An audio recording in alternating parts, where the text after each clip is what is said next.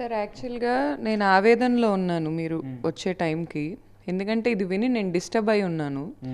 Actually ఆ audio కాల్లో ఉంది ఏంటంటే, తమిళనాడు ఈడీ ఐఆర్ఎస్ ఆఫీసర్స్ మాకు తెలుసు, మీరిచ్చిన వాటితో మేము మాట్లాడతాము, వాళ్ళతో మాట్లాడి నా పేరు మీద ఏదైతే బ్రాండ్ ఉందో అది క్యాన్సిల్ చేపిస్తాము, చేపించి ఇతని పేరు మీదకి మార్పిస్తాము అని ఎష్యూరెన్స్ ఇస్తున్నాడు.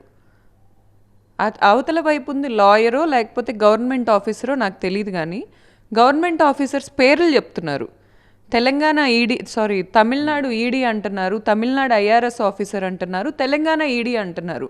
అసలు ఇంత పెద్దవాళ్ళు ఇతనితో మాట్లాడతారని నేను ఊహించను, నేను అనుకోను. ఇదంతా డాబో, అతను చెప్పుకునే 70% డాబో నిజమో నాకు తెలీదు.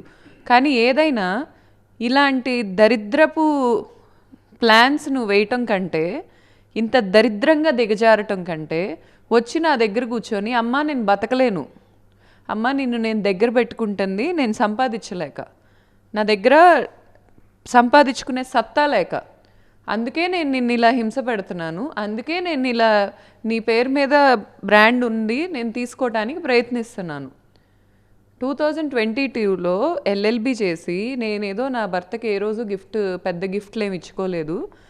ఈ బ్రాండ్ గిఫ్ట్ ఇద్దాం, ఎందుకంటే అతను సినిమా హీరోగా వెళ్తున్నాడు, సినిమా హీరోగా వెళ్తున్నప్పుడు ఇలాంటి ఒక బ్రాండ్ ఓనరు అంటే అతనికి ఒక రెస్పెక్ట్ ఉంటుంది, ఒక ఐడెంటిటీ ఉంటుంది అనే సదుద్దేశంతో నేను బ్రాండ్ ఆ రోజు ఇతని పేరు మీద పెట్టిస్తే ట్రేడ్ మార్క్, మీరు కావాలంటే మాకు ట్రేడ్ మార్క్ చేసిన లాయర్ని అప్రోచ్ అవ్వండి, నేనే పెట్టించా అతని పేరు మీద.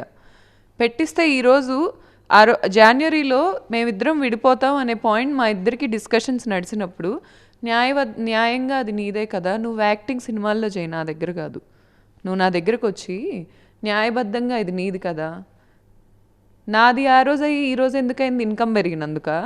నేను ఆ రోజే చెప్పాను నీకు, నువ్వు ఇన్కమ్ పెంచుకోలేక నీ వల్ల కాక నా దగ్గరికి తెచ్చుంటావు, మళ్ళీ నేను దాన్ని మార్కెటింగ్ చేసి మళ్ళీ నేను దాన్ని మనుషుల్లోకి తీసుకెళ్ళి మళ్ళీ మనుషులందరినీ ఇక్కడికి లాక్కొస్తే ఇన్కమ్ పెరిగింది.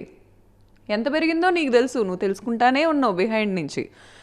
నువ్వు ఇచ్చినప్పటికీ ఇప్పటికి ట్రిపుల్ అయ్యేసరికి నీకు ఆగట్లా, నువ్వు వెనక్కి వస్తున్నావు. మన మెసేజెస్లో ఉన్నాయి ఇవి.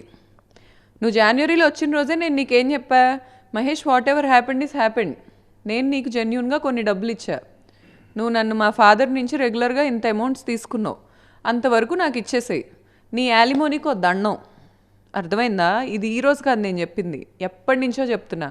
నీ ఆస్తులకో డబల్ దన్నం, అసలు అవసరంలా నాకు కానీ నా కొడుకుకి కానీ నీ ఆస్తులు అవసరంలా. నేను సెల్ఫ్ మేడ్ పర్సన్ని,